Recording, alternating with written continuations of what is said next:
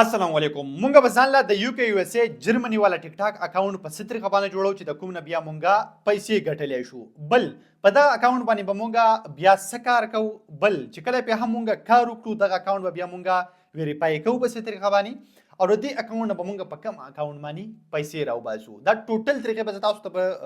نیکسټ ویډیو کې زده کوم او په دې ویډیو کې به صرف زه تاسو ته دا طریقه زده کوم چې مونږه به اکاونټ بالکل له بیسک نه جوړو په ستر خبانه ډیر مګری وای چې اکاونټ مو جوړ کړی اوس چل نه راځي چې څه کار پې وکړو کار هم پې وکړو اوس د ویریفیکیشن طریقه نه راځي ویریفای مو کړو ارننګ مو پکې کړی دی اوس دا به څه طریقه باندې راوباسو نو راځي دا مکمل طریقې تاسو ته زده کوم خو پته به ما د دې فسټ ویډیو نه لګي چې څومره دا تاسو خوښه کړه نو زه به تاسو له نیکسټ ویډیو څخه هم په دې پسې راوړم نو دا مخکې د خپلو ملګرو سره ضرور شریک کړئ چې ما ته پته ولګي چې تاسو داسې ویډیوګانې خوښیږي زه بیا تاسو له نورې ویډیوګانې هم جوړوم راځي تاسو به زما د خپل موبایل سکرین ته چې دا مکمل طریقه تاسو ته زده کړم چې موږ به ځان له د یو کې یو اس ای جرمني اکاونټ په څه طریقه باندې جوړو راځئ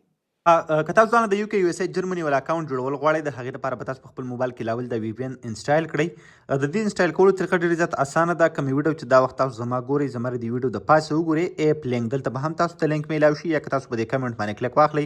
دلته به هم تاسو ته لینک میلاو شي دا په خپل موبایل کې ډاونلوډ کړئ یا که تاسو سره دغلته لینک کار نه کوي نو سمپل په ګوګل کې به تاسو سرچ کړئ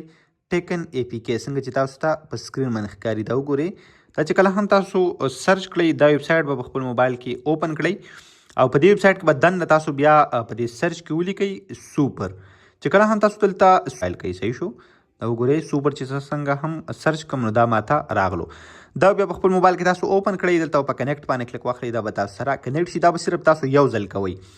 بیا به تاسو په خپل موبایل کې ټیک ټاک اوپن کړئ چې کله هم تاسو په خپل موبایل کې ټیک ټاک اوپن کړئ دا وګورئ په دې ایډ اکاونټ باندې به کلیک واخلئ یعنی چې تاسو په خپل موبایل کې دویم اکاونټ جوړوئ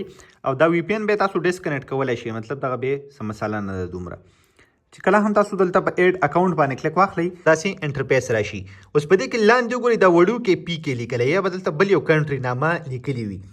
نو لاول خو به تاسو سره په خپل هم چې تاسو د کوم ملک وی پی ان کنیکټ کړی را به شي وی پی ان به تاسو یو ځل کنیکټ کوئ چې څنګه اکاونټ جوړ کړئ بیا به ډسکنیکټ کړئ او ستاسو اکاونټ به بیا نه خرابېږي په دې وړو کې پی کې باندې به زه کلیک واخلم ډېر زیات وړو کې دی تاسو به په دې باندې کلیک واخلئ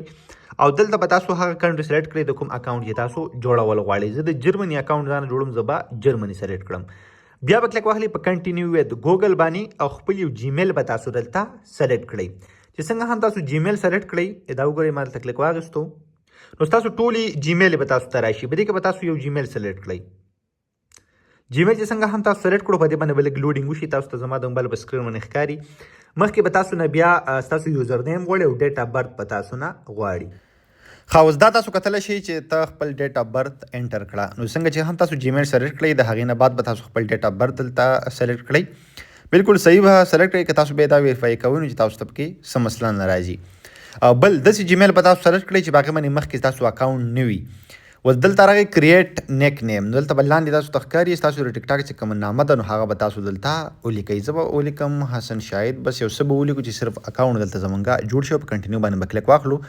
نو زموږ سره اکاونټ لاګ ان شو اوس دا وګورئ کریټر ریوارډ پروګرام یعنی دا اپشن چې دی نو دا زما سره راغلو که تاسو ټیک ټاک سټوډیو ته راشئ نو دغه اپشن به تاسو سره دلته وي بیا که تاسو وی پی ان ډسکنیکټ کړئ هم مسله به نه کوي او ستاسو اکاونټ جوړ شو مننه